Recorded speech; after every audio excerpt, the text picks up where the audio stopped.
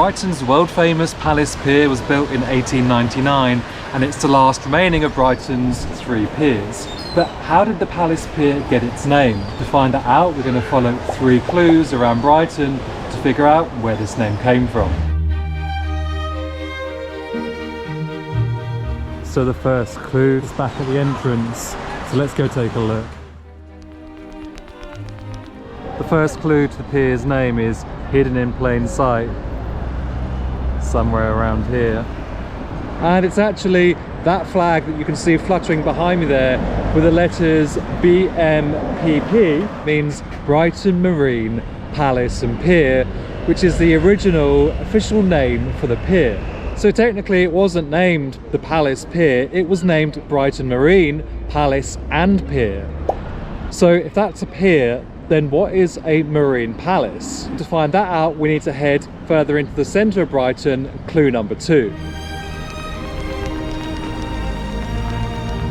Well, the best example of a palace in Brighton is right here, the Royal Pavilion, built in 1923. It was built as a kind of playground for George, the Prince Regent, who would later become King George IV. So what does this have to do with Brighton Marine Palace and Pier, the Palace Pier? As you can see, this palace was built with a very ornate Indian style, very different from anything else in Brighton at the time. And that influenced the building of the Palace Pier. But to see how, let's go back to the pier and walk all the way to the end.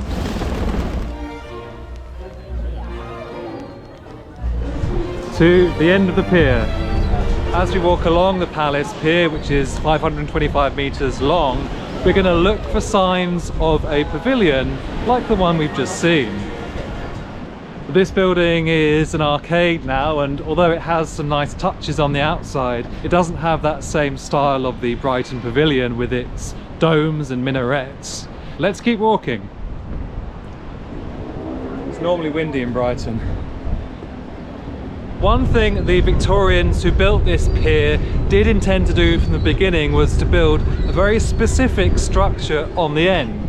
That's because this was a pleasure pier, built specifically for holidaymakers to come and have as much fun as they could, and they hoped to make a profit along the way.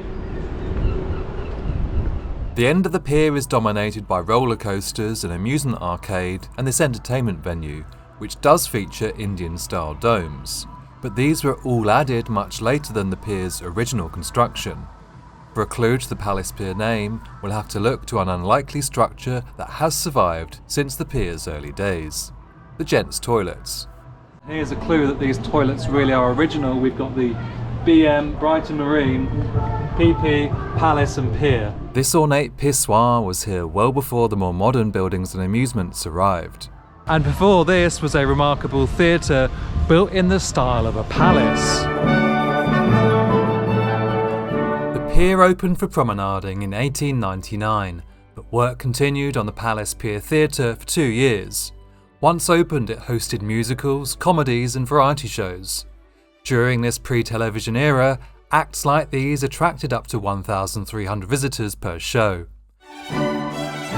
You can imagine the excitement of strolling above the waves on your way to a show.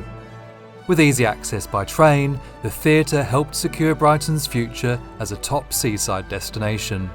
Generations of Brits were entertained there for decades, a real marine palace. But it wasn't to last. Well, unfortunately the Palace Theatre at the end of the pier was damaged in a storm in 1973 and it was never repaired. It was replaced by an amusement arcade.